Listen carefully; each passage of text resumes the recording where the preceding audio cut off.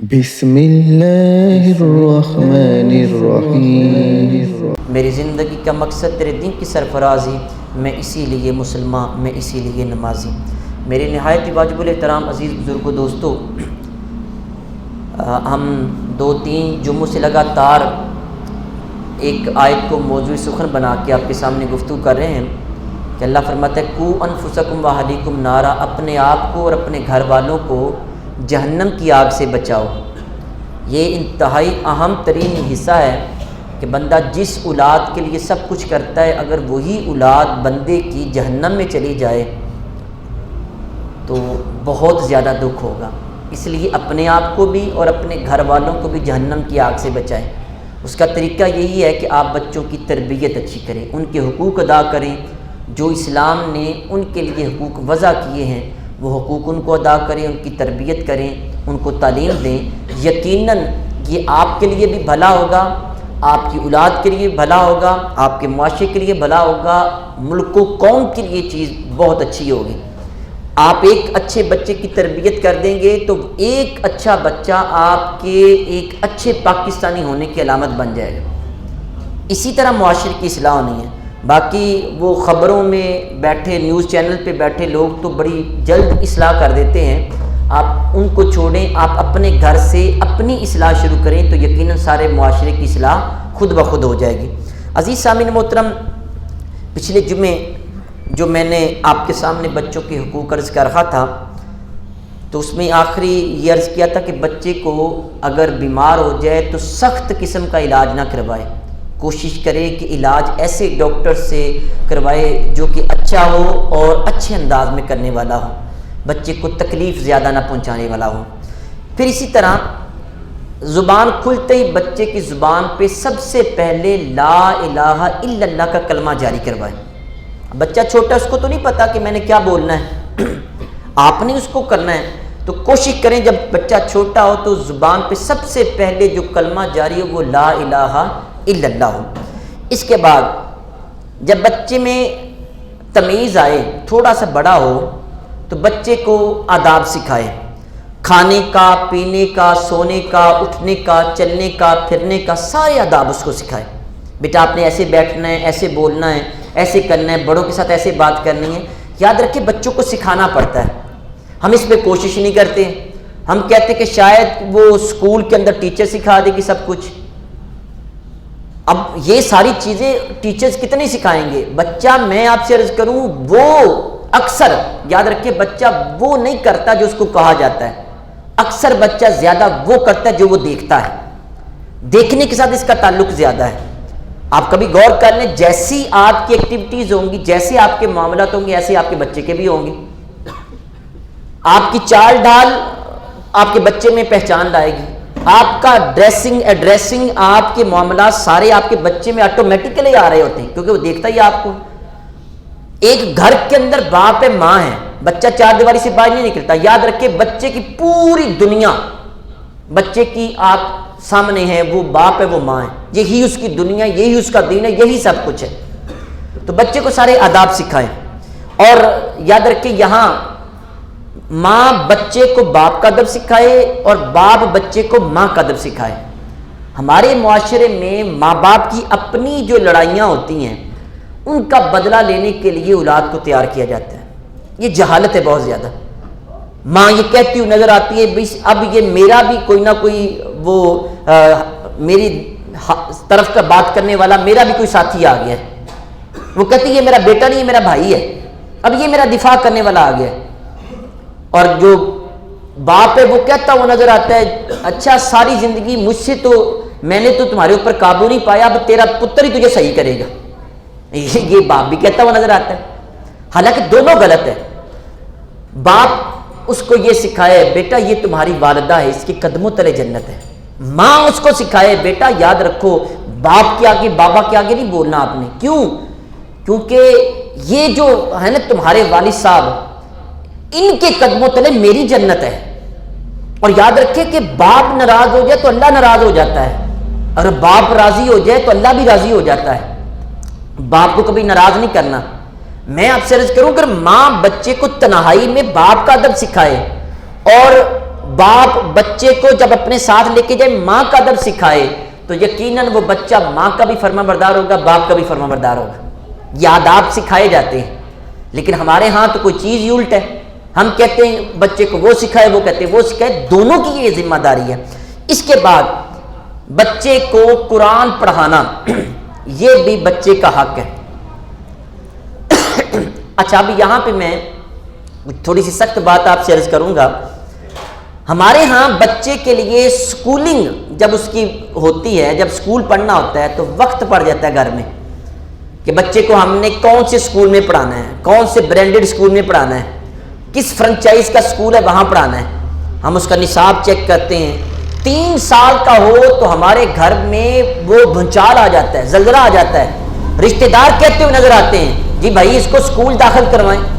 3.5 سال کا کھلتا ہوا پھول ہے، ہم اس کو اٹھاتے ہیں سکول میں پھینک دیتے ہیں، جی یہ پی جی میں داخل ہوگا، پلے گروپ میں۔ اب ہماری ذمہ داری نہیں ہے صبح جائے سکول میں، سیکنڈ ٹائم آئے وہ اکیڈمی میں چلا جائے۔ 3.5 سال کا بچہ کیا اس سے لینا چاہتے ہیں؟ اچھا، یہاں پہ سکول کے لیے اتنا اہتمام ہے کہ جیسے بچہ سکول جانے کے لیے تیار ہوتا ہے یونیفارم کا خیال رکھا جاتا ہے۔ ماں یونیفارم پریس کر رہی ہے، کوئی اس کے لیے ٹفن باکس تیار کر رہی ہے، کوئی شوز پالش کر رہا ہے، باپ گاڑی تیار کر رہا ہے یا گاڑی والے کو فون کر رہا ہے۔ یہ سارے اہتمام ہمارے ہوتے ہیں جب بچے کو سکول بھیجا جائے۔ میں سکول بھیجنے کے خلاف نہیں ہوں، میں انگلش پڑھنے پڑھانے کے خلاف نہیں ہوں، لیکن میں اس چیز کے اوپر زور ضرور دیتا ہوں بھائی قرآن پاک پڑھنا بچے کا سب سے پہلے حق ہے۔ اچھا، بچہ پڑھتا کب ہے قرآن پاک؟ میں آپ سے کچھ ایسے پیرنٹس ہیں جنہوں نے اسپیشلی اپنے گھر میں قاری صاحب ہائر کیے ہوئے ہیں، وہ پے کرتے ہیں قاری صاحب ہم اتنے پیسے دیں گے ہمارے بچوں کو قرآن پاک پڑھائیں۔ بہت ہی اچھا یہ اقدام ہے جو اپنے بچوں کو پڑھاتے ہیں۔ میں آپ سے عرض کروں سب سے پہلی انویسٹمنٹ آپ کی بچے کے اوپر قرآن پاک کے حوالے سے ہونی چاہیے۔ آپ کو فخر ہونا چاہیے کہ میں اپنے بچے کے اوپر سب سے پہلی انویسٹمنٹ وہ قرآن پاک کی تعلیم کے حوالے سے کر رہا ہوں۔ ہمارے ہاں سکول اچھا تلاش کیا جاتا ہے، نصاب کریکولم اچھا تلاش کیا جاتا ہے، اچھا سکول دیکھا جاتا ہے، لیکن اچھا قاری صاحب کون ہے کوئی نہیں دیکھا جاتا۔ مسجد میں بھیجتے ہیں 70 بچے ہوتے ہیں، ایک قاری صاحب ہوتے ہیں اور ایک قاری صاحب کو 70 بچوں سے کشتی کرنی پڑتی ہے۔ میں پڑھائی کی بات نہیں کر رہا ہوں، کشتی کرنی پڑتی ہے۔ وہ کون سی ان کے پاس ایسی چیز ہے کہ 70 بچوں کو ایک قاری صاحب آدھے گھنٹے میں پڑھا کے سن کے آگے یاد کروا کے بھی بھیج دیں گے؟ یہ ایسے تو ہوتا ہی نہیں ہے۔ بڑے بڑے اسکولوں میں 20-25 بچوں کو ٹیکل کیا جاتا ہے، اس کو صرف سمجھایا جاتا ہے، پڑھایا جاتا ہے، لیکن یہاں مساجد وہ 1000 بچہ ہے پورے محلے کا اور اس میں 500 بچہ آ رہا ہے اور ایک قاری صاحب ہے جو سب کو پڑھا رہے ہیں۔ اور قرآن پاک پڑھنے کے لیے وقت کتنا آنکھیں ملتا ہوا نماز کے بعد آتا ہے۔ ہماری مسجد میں اعلان کیا جاتا ہے روزانہ، بلکہ اس مسجد میں بھی ہوتا ہے، حضرات جن کے بچے فلاں مسجد میں پڑھتے ہیں ان کے والدین سے گزارش ہے کہ اپنے بچوں کو قرآن پاک کی تعلیم کے لیے مسجد میں بھیج دیں۔ میں آپ سے پوچھوں کیا کبھی ایسا اعلان کسی فرنچائز کے سکول میں ہوا ہے؟ جی فلاں سکول کی طرف سے اعلان کیا جا رہا ہے کہ اپنے بچوں کو فلاں سکول میں بھیج دیں۔ نہیں، ایسا نہیں ہوتا۔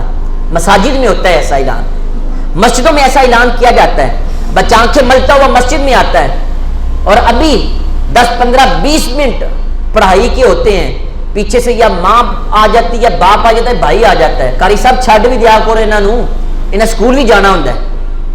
یہ ایسی جملے سننے کو ملتے ہیں۔ اب سن لیں حافظ صاحب سے ایسی باتیں ہوتی ہیں، والدین لڑائی کرنا چاہتے ہیں کہ آپ بٹھائے رکھتے ہیں بچوں کو، بچوں نے سکول نہیں جانا۔ تو جب ہم قرآن پاک کو اتنی اہمیت دیں گے، آدھا گھنٹہ دیں گے، تو پھر آدھے گھنٹے میں کیا تعلیم ہوگی، کیا تربیت ہوگی۔ اور دوسری طرف آئیں 4 سے 6 گھنٹے کے لیے بچہ سکول میں جاتا ہے، پھر بچہ اکیڈمی میں جاتا ہے اور وہاں 8-10 گھنٹے روزانہ وہ دنیاوی تعلیم پہ لگاتا ہے، تو پھر بڑا ہو کے وہ دنیا والا ہی سلوک ماں باپ سے کرے گا، دین والا تو نہیں کرے گا۔ اس لیے بچوں کو سکول کی تعلیم سے پہلے قرآن کی تعلیم کے اوپر زور دیا جائے۔ میں یہ قطعاً نہیں کہہ رہا ہوں کہ بچوں کو نہ پڑھائیں، سکول سب سے اچھے سکول میں داخل کروائیں، پوری انویسٹمنٹ کریں، لیکن ساتھ ساتھ دین کے اوپر ضرور زور دیں۔ ہمارا دین کے اوپر جو انویسٹمنٹ وہ 0% ہے۔ قاری صاحب کو فری میں مسجد نے تنخواہ دی، اسی میں پڑھا کے بس فارغ کر دیتے ہیں، جبکہ سکول کے لیے بہت زیادہ کوشش کرتے ہیں۔ پھر عزیز سامعین محترم اس کے بعد اعلیٰ حضرت اگلا حق بیان کرتے ہیں، فرماتے ہیں جو لڑکا ہے اس کو نیک استاد، صالح متقی، صحیح العقیدہ اور سن رسیدہ جس کی عمر زیادہ ہو، ایسے استاد کے پاس بچے کو بھیجا جائے، اور جو بچی ہے اس کو نیک پارسا عورت سے پڑھایا جائے۔ اچھا ہمارے ہاں ہر چیز کا سٹینڈرڈ ہے، ایک سوٹ خریدنے جانا ہے تو آپ کا وہاں پہ سٹینڈرڈ نظر آتا ہے، 7 دکانوں سے پتہ کرتے ہیں، 10 دوستوں سے پوچھتے ہیں کہاں سے میں نے سوٹ خریدنا ہے، جوتا کہاں سے خریدنا ہے، کس کا کیا معیار ہے، ہر چیز کا معیار ہے، لیکن بچوں کی تعلیم کے معاملے میں معیار 0% ہے۔ تعلیم یہ قرآن پاک کی تو ایسے ہوتا ہے، قاری صاحب کا خود تلفظ ٹھیک ہے یا نہیں ہے، قرات اس کو آتی ہے نہیں آتی، تجوید آتی ہے نہیں آتی، اور بچے کو وہاں پھینک دیا جاتا ہے۔ میں آپ سے عرض کروں، میرا ایجوکیشن ڈپارٹمنٹ کے ساتھ تعلق ہے، میں اپنی کلاسز میں نے سروے کیا ہے، اگر وہ 60 بچوں کی کلاس ہے بمشکل 20 بچے، بہت زیادہ میں نے تعداد بتا دی، 10-15 بچے بمشکل قرآن پاک پڑھے ہوتے ہیں، اور جو پڑھے ہوتے ہیں ان سے بھی سن لیں ایک پیج میں کئی وہ غلطیاں کرتے ہیں۔ جب انہی بچوں سے آپ انگلش کا ایک پیج سن لیں، وہ بڑے روانی کے ساتھ پڑھتے ہوئے نظر آتے ہیں۔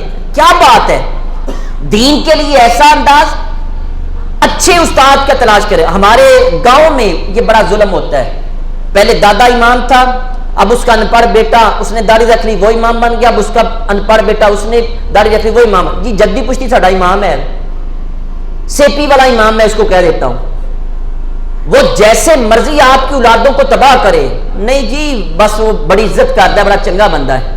اور بھائی آپ کو ساری ہمدردیاں دین کے معاملے میں بچوں کے خراب کرنے کے لیے ملی ہیں، اتنی ہمدردی ہے تو اس کو علیحدہ 15,000 تنخواہ دے دیا کرو، کوئی اچھا قاری کا انتظام کرو، گاؤں میں چلے جاؤ، بالکل بھی کسی کو قرآن پاک پڑھنا نہیں آتا ہے، آپ سٹینڈرڈ بنائیں اپنے بچوں کو دین کی تعلیم کا۔ قرآن پاک اللہ کی زبان ہے، یہ اللہ کی طرف سے پیغام ہے، یار کیا ہی اچھا ہوا آپ کا بچہ سب سے پہلے قرآن پاک کی تعلیم حاصل کرے، اس کی زبان پہ جب الحمدللہ رب العالمین جاری ہو تو وہ اللہ تعالیٰ کے ساتھ گفتگو کر رہا ہوتا ہے۔ اللہ کے ساتھ گفتگو کرنی ہو تو قرآن پاک کھول لیا کرے، آپ کی اللہ کے ساتھ گفتگو ہو جائے گی، کیونکہ یہ سارا پیغام اللہ تعالیٰ کی طرف سے۔ عزیز سامعین محترم اس کے بعد فرماتے ہیں کہ اگر بچے نے حفظ کیا، حفظ کرنے کے بعد قرآن پاک کو یاد رکھنے کی تلقین کرتا رہے، اس کو تلاوت کرتا رہے۔ اچھا جو حضرات قرآن پاک یاد کر کے قرآن پاک کو بھلا دیتے ہیں وہ ذرا سن لیں، حضور ارشاد والسلام نے فرمایا ما من امرئ یقرأ القرآن ثم ینساہ الا لقی اللہ یوم القیامۃ اجزم، فرمایا کہ جس نے قرآن پاک یاد کیا اور پھر قرآن پاک اس نے بھلا دیا، بالکل تلاوت کرنا چھوڑ دی، فرمایا کل قیامت والے دن وہ اللہ تعالیٰ سے ملے گا، لیکن کس طرح، اس کا ہاتھ بھی کٹا ہوگا اور کوڑی ہو کے وہ اللہ تعالیٰ کی بارگاہ میں جائے گا، جسم پہ کوڑ چلا ہوگا۔ وہ حافظ قرآن حضرات جو قرآن پاک بالکل چھوڑ دیتے ہیں، پڑھتے نہیں ہیں، یاد ہی نہیں کرتے ہیں، اور یاد رکھیں قرآن پاک بھولتا کس وجہ سے ہے؟ گناہوں کی وجہ سے۔ یہ جو لوگ اکثر بچے تعلیم کہتے ہیں نا ہمیں یاد نہیں ہوتا ہے، ہم بھول جاتے ہیں جلدی، گناہوں کو چھوڑ دیں، قرآن پاک کو زیادہ دیکھا کریں، قرآن زیادہ پڑھا کریں، آپ حضرات بھی کریں کوشش، آپ کے اگر ذہن کمزور ہے قرآن پاک کی تلاوت کریں، قرآن زیادہ دیکھیں، فیس بک کم دیکھیں، بری چیزیں کم دیکھیں، گناہ چھوڑ دیں، آپ کا دماغ تیز ہو جائے گا، آپ کا سینہ کھل جائے گا، یہی چیزیں ہیں جو آپ کو کامیابی کی طرف لے کے جائیں گی۔ پھر اس کے بعد فرماتے ہیں کہ بچے کا یہ بھی حق ہے کہ بچہ جب تھوڑا سا بولنے کی عمر کو جائے تو اس کو صحیح عقیدہ سکھایا جائے اور اس کو اچھی تعلیم دی جائے۔ فرماتے ہیں کہ بچپن میں بچے کو جو تعلیم دی جائے وہ اثر رکھتی ہے۔ العلم فی الصغر کالنقش فی الحجر، بچپن میں علم ایسے ہوتا ہے جیسے پتھر کے اوپر لکیر ہے، بچے کو وہ کلین مائنڈ ہوتا ہے، بالکل صاف ہے، سلیٹ کی طرح ہے، آپ جو لکھ دیں گے بچہ اس کو یاد کر لے گا۔ بچپن میں بچے کو وہ تعلیم دیں جس تعلیم سے دنیا میں بھی اس کو فائدہ ہو اور آخرت میں بھی اس کو فائدہ ہو، دین بھی اس کا اچھا ہو، دنیا بھی اس کی اچھی ہو، یہ آپ خیال کریں۔ کبھی آپ اس کو کارٹون کی دنیا میں چھوڑ کے بالکل فری نہ ہو جایا کریں۔ یاد رکھیں، میں آپ سے عرض کروں، آپ کا دشمن ملک آپ کے گھروں کے اندر گھس کے حملہ کر رکھا ہے، کارٹون کے ذریعے آپ کے بچوں کو گمراہ کرنے کی کوشش کر رہا ہے، آپ کے بچوں کے عقائد چھین رکھا ہے، آپ کے بچوں کی مینٹلٹی کے اوپر ان کا قبضہ ہے، آپ کے بچے فری ہینڈ میں نہیں ہیں، وہ خطرے کے اندر ہیں۔ ان کو بچانا چاہتے ہو تو یقین مانیں آپ بچوں کی ہر لحاظ سے سکروٹنی کرتے رہیں، جہاں پڑتال کرتے رہیں ان کی، آپ کے بچے کہاں جا رہے ہیں، ان کو اچھے عقائد سکھائیں۔ اس کے بعد بچے کا یہ بھی حق ہے کہ بچے کو کریم آقا صلی اللہ علیہ وسلم کی محبت اور آپ کی تعظیم سکھائی جائے۔ اچھا، آپ بچے کو اسکول بھیجتے ہیں تو وہاں بچے کو آپ لالچ دیتے ہیں نا کہ بیٹا آج تمہیں 20 روپے دوں گا، آج چاکلیٹ دوں گا، آج میں تمہیں برگر رات کو کھلاؤں گا، اسکول میں جاؤ۔ آپ اس کو پیسے دیتے ہیں، چیزیں دیتے ہیں، اچھا ٹفن باکس بنا کے دیتے ہیں، سیر کا اس کو لالچ دیتے ہیں۔ کیا کبھی ایسے نہیں ہو سکتا بچے کو کہ بیٹا آپ کو چاکلیٹ لے کے دوں گا لیکن روزانہ 20 مرتبہ سرکار کی بارگاہ میں درود پاک پڑھنا ہے تم نے؟ کیا کبھی ایسے نہیں ہو سکتا؟ بیٹا 313 بار سرکار کی بارگاہ میں درود پاک پڑھنا، شام کو برگر کھلاؤں گا آپ کو۔ کبھی دین ہے، یہ بھی دین ہے۔ بیٹا نماز یاد کر کے 5 نمازیں جس دن تم نے پڑھنی شروع کر دی اس دن میری طرف سے ایک باہر سیر کا ٹکٹ آپ کے لیے پکا ہے۔ بیٹا آپ بڑے ہو جائیں، قرآن پاک حفظ کر لیں، میں آپ کو مدینہ شریف کی سیر کے لیے لے کے جاؤں گا، میں تمہیں عمرے کے لیے لے کے جاؤں گا۔ کبھی پوزیٹو سوچنا تو شروع کریں۔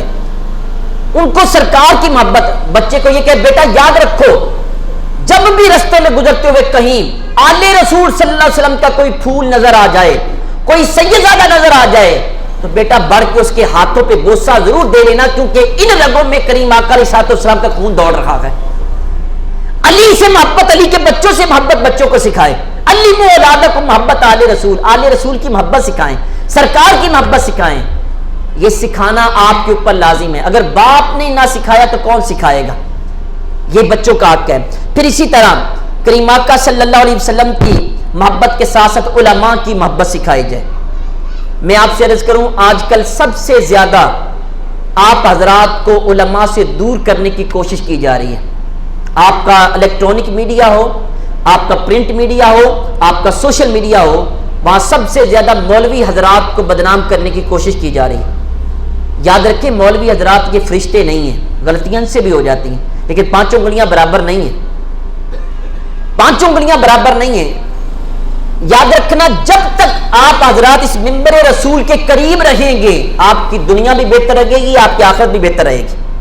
جب آپ اس سے دور ہو جائیں گے، میں یہ نہیں کہتا یہاں میں بیٹھا ہوں، کوئی بھی بیٹھا ہو منبر رسول پہ، کوئی بھی مسجد ہو مدرسہ ہو، اب منبر رسول کے فرما بردار بنانے کی کوشش کریں۔ کہیں بیٹا ان علماء کے قریب رہنے سے بھی محبت کرنی ہے، اگر ان سے محبت کریں گے تو دنیا بھی بہتر ہوگی، آپ کی آخرت بھی بہتر ہوگی۔ پھر اس کے بعد بچہ جب 7 سال کا ہو تو اس کو نماز کی زبانی تاکید کرنا شروع کر دیں 7 سال کی عمر میں۔ لیکن تاکید کیسے کریں گے؟ باپ خود نماز پڑھے گا تو بچہ بھی پڑھے گا نا۔ باپ خود اندر لیٹا ہوتا ہے کہ منڈے نماز پڑھن چلے جاؤ، نماز کا وقت ہو گیا، تسی گل ہی نہیں مان دے۔ یہ کیسا طریقہ ہے؟ میں آپ سے بار بار اس جملے کو دہرا رہا ہوں، بچہ وہ نہیں کرتا جو اس سے کہا جاتا ہے، بچہ اکثر زیادہ وہ کرتا ہے جو وہ دیکھتا ہے۔ باپ نماز پڑھنے جائے تو بچے کو کہنے کی ضرورت نہیں، بچہ خود جائے۔ جو نمازی حضرات ہیں ان سے پوچھ لیں آپ، جب وہ مسجد میں جانے کی کوشش کرتے ہیں، اگر دادا ابو ہیں یا نانا ابو ان سے بھی پوچھ لیں، وہ جب مسجد میں جانے کے لیے تیار ہوتے ہیں بچہ سب سے زیادہ ہوتا ہے میں نے بھی ساتھ جانا ہے۔ آپ نے کہا ہے اس کو؟ نہیں کہا، اس نے دیکھا ہے آپ کو۔ آپ نماز پڑھیں، بچہ خود مسلے میں آپ کے ساتھ آ کے کھڑا ہو جائے گا۔ 7 سال کی عمر میں بچے کو زبانی بھی تاکید کریں، خود بھی اس کے سامنے نماز پڑھیں۔ آپ نے کیا یہ کبھی غور نہیں کیا کہ کہا کہ فرض یہاں پڑھو، بقیہ نماز گھر میں جا کے پڑھو، تاکہ آپ کے جو گھر ہیں وہ قبرستان نہ بنے۔ جب آپ گھر میں نماز پڑھیں گے آپ کی بیٹی دیکھے گی، بیٹا دیکھے گا، اس کے دل میں بھی نماز پڑھنے کا شوق پیدا ہوگا۔ 7 سال کی عمر میں بچے کو نماز کی تعلیم کریں۔ اچھا، اس کے بعد علم دین خصوصاً وضو، غسل، نماز، روزہ، اس کے مسائل بھی سکھائیں۔ اور یہاں اہم ترین آپ کے سامنے عرض کروں، کچھ عادتیں بچے کو ضرور سکھائیں، کچھ علم ضرور دیں۔ بچے کو بتائیں بیٹا توکل کیا ہوتا ہے، قناعت، توکل، زہد، اخلاص کیا ہے۔ توکل کیا ہے؟ اللہ کی ذات پہ بھروسہ کرنا، مانگنا ہے تو اللہ سے مانگنا ہے، جھکنا ہے تو اللہ کی بارگاہ میں جھکنا ہے۔ بچے کو ایک ذہن میں آئے بیٹا کچھ بھی ہو جائے اللہ پہ بھروسہ کرنا ہے، دنیا پہ نہیں بھروسہ کرنا۔ کس نے سکھانا؟ اپنے بچوں کو سکھائیں۔ آج یہ ہمارے مارا ماری اور ہیرا پھیری، یہ حرام حلال کی تمیز ختم ہو چکی، اس کی وجہ یہ ہے ہمارا توکل کمزور ہو چکا ہے۔ ہم کہتے پتہ نہیں میں مر جاؤں گا، میرے پاس پیسے کم ہو جائیں گے۔ بھائی اللہ کی ذات پہ توکل کرو، اپنے بچوں کو سکھائیں۔ قناعت سکھائیں. قناعت کا مطلب ہوتا ہے جو ملے اس پہ صبر بھی کرے, اللہ کا شکر بھی ادا کرے, اس کو قناعت کہتے ہیں. اپنے بچوں کو سکھائیں, بچپن میں سکھائیں یہ چیز. زہد سکھائیں, اس کو بتائیں کہ بیٹا جو آخرت کی چیزیں ہیں وہ دنیا کی چیزوں سے زیادہ بہتر ہیں. اور پھر اخلاص, ہر کام اللہ کی رضا کے لیے, کسی دنیا دار کو خوش کرنے کے لیے نہ کرو. ہمارے ہاں تو اب اگر کسی کے گھر میں راشن کا پیکٹ بھیجا جاتا ہے تو 10 تصویریں فیس بک پہ ڈالی جاتی ہیں. دنیا سے اجر لینے کے لیے کر رہے ہو یا اللہ سے لینے کے لیے؟ صدقہ تو یہ ہے کہ اس ہاتھ سے دو, اس ہاتھ کو پتہ نہ چلے. ہاں اگر موٹیویشن کے لیے ہے, انسپائریشن کے لیے ہے کہ میں دوں گا وہ بھی دے گا, وہ اللہ نیتوں کو بہتر جانتا ہے. ہر کام اللہ کی رضا کے لیے کرنا ہے بیٹا دنیا میں, یہ بتائیں اپنے بچوں کو. پھر امانت کیا ہے بیٹا, اگر کوئی چیز گری ہوئی مل جائے وہ امانت ہے تمہارے پاس, اس کے مالک تک پہنچانا تمہارے لیے لازم ہے. بیٹا اگر کوئی تمہارے پاس امانت رکھ دے تو کٹ مرنا, لیکن امانت کسی کے ہاتھ میں نہ دینا. آپ کو پتہ نہیں کتنی اہمیت ہے. جب میرے کریم آقا صلی اللہ علیہ وسلم مکہ شریف سے مدینہ شریف جانے لگے تو سرکار کے پاس لوگوں کی امانتیں تھی. کسی نے زیور, کسی نے پیسے رکھوائے تھے. حضور صلی اللہ علیہ وسلم نے باہر باولے کتوں کی طرح, وہ کافر کھڑے تھے, تلواریں نکال کے کھڑے تھے. حضور علیہ الصلوۃ والسلام نے مولا کائنات کو بلایا, فرمایا علی میری چارپائی کے اوپر لیٹ جاؤ, صبح کو لوگوں کی امانتیں واپس کر کے تم مدینہ شریف تم بھی ہمارے پیچھے آ جانا. یعنی اتنی اہمیت. یہ بچوں کو بتائے بیٹا امانت میں خیانت نہیں کرنی. ہمارے ہاں تو کھڑی موٹر سائیکلوں میں تیل نکلا دیا جاتا ہے اور بندہ بڑی وہ ڈٹھائی کے ساتھ, وڈیائی کے ساتھ بتاتا ہے ہم نے یہ کیا ہے. بچوں کو یہ چیز ان کی تربیت کریں. خدارا یہ معاشرے کو بہتری کی طرف لانے کے لیے سب سے اچھا اقدام ہے. عدل, صدق, سچائی کے بارے میں بتائیں, عدل کے بارے میں بتائیں. انصاف کیا ہے, حقدار کو حق دینا, یہ عدل ہے. کسی چیز کو اس کی جگہ کے اوپر جہاں اس کا حق ہے رکھ دینا, اس کو عدل کہتے ہیں. اس کے خلاف یہ ظلم ہے. پھر حیا بچوں کو سکھائیں. حیا کا مطلب ہے جو برے کام کو ترک کر دے, اس کو حیا کہتے ہیں. یا حقدار کے حق کی ادائیگی میں کوتاہی سے رک جانا, اس کو حیا کہتے ہیں. یہ بچوں کو سکھائیں. پھر اس کے ساتھ ساتھ کچھ زبان اور دل کے گناہ ہیں, وہ بھی بچوں کو سکھائیں. یعنی بچوں کو بتائیں بیٹا ہرس اور طمع, لالچ نہیں کرنا. آپ نے اپنے بچوں کو تعلیم دیا کریں, لالچ نہیں کرنا, طمع نہیں کرنا. حب دنیا اور حب جا, مقام و مرتبے کی محبت بچے کے دل میں نہ ڈالیں.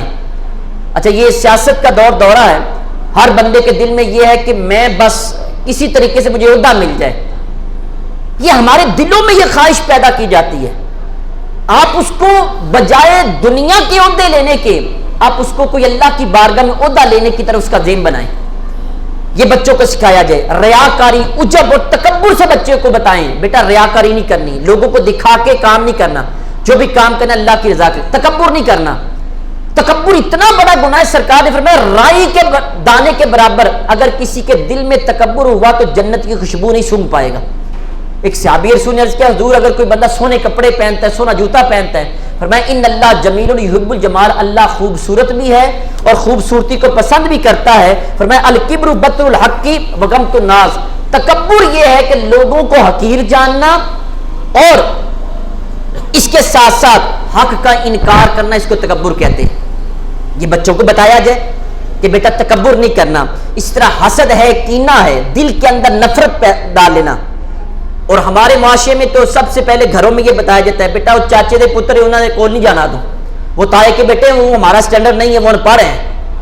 ہمیں پہلے ہی اس کے دل میں قدورتیں, نفرتیں, حسد, بغض, کینہ بھر دیا جاتا ہے.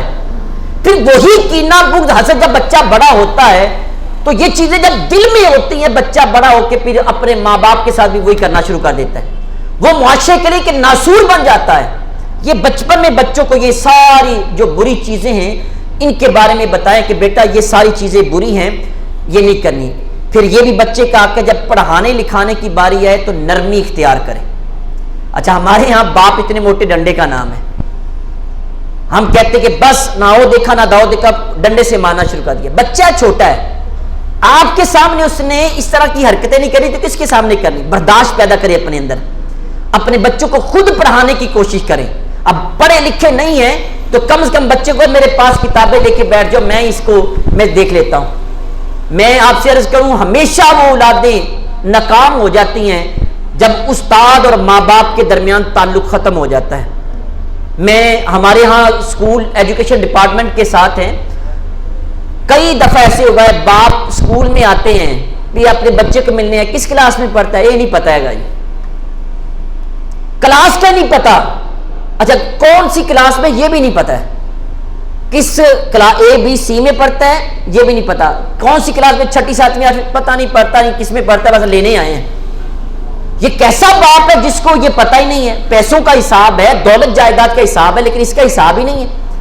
تو بچوں کو جب بھی پڑھانے کی باری ہے تو نرمی کے ساتھ ان کو پڑھایا جائے۔ آخری بات عرض کرتا ہوں، اس سے آگے پھر کریں گے کہ جب بچہ غلطی کرے تو موقع کے اوپر اس کو جھڑکا کریں، بچے کو موقع کے اوپر چشم نمائی کریں، آنکھیں دکھائیں، اور ساتھ اس کو مارنے کی بجائے وہ ڈنڈا قریب رکھا ہو، اس کو ڈراوا دیتے رہیں کہ بیٹا اگر اس سے زیادہ بڑھے تو پھر ایسے ہوگا۔ نرمی بھی ساتھ رکھیں، ساتھ ڈر اور خوف اس کے اندر پیدا کریں، اور ایک بات ذہن میں پکی طرح بٹھا لیں، بچے کو بد دعا نہ دیا کریں۔ ہماری مائیں بہنیں بیٹیاں وہ معاشرے میں باپ حضرات بھی بڑی بچوں کو بد دعائیں دیتے ہیں۔ 3 بندوں کی دعا کبھی رد نہیں ہوتی، مظلوم کی دعا، مسافر کی دعا، اور ساتھ باپ جب اپنے بیٹے کے خلاف بد دعا کرتا ہے۔ کبھی بھی بد دعا نہ کیا کریں۔ وہ ایک بزرگ کے پاس اپنے بچے کو وہ لے کے آئی تھی، میرا بیٹا میری بات نہیں مانتا، تو انہوں نے پوچھا کیا جب بچہ چھوٹا تھا بد دعائیں دیتی رہی؟ جی وہ تو ظاہر ہو ہی جاتی بد دعا، گڈی تھلے آ جائے، فلاں ہو جائے، فلاں ہو جائے۔ تو کہا وہ جو بد دعائیں دیتی تھی اس کا اثر آج تیرے بچے کے اندر ظاہر ہو رہا ہے، بچوں کو بد دعا نہ دیا کرے۔ ہمارے ہاں کہتے ہیں نہیں ماں پیو دیاں گالاں کیوں دیاں نالاں، میں مانتا ہوں ماں باپ کہے تو خاموش رہیں، لیکن آپ ماں باپ پہ آپ کیوں گالیاں دیتے ہیں؟ آپ دعائیں کر دیں اس کے لیے، کہا کہ یا اللہ اس کا بھلا کر، وہ بدتمیزی کرے یا اللہ اس کی اصلاح کر، آپ کرتے رہیں۔ یاد رکھیں 24 گھنٹوں میں ایک گھڑی ایسی ہوتی ہے منہ سے جو بھی دعا نکلے اللہ قبول فرما لیتا ہے، پتہ نہیں کون سی وہ گھڑی آپ بچے کے لیے بد دعا کریں وہ قبول ہو جائے۔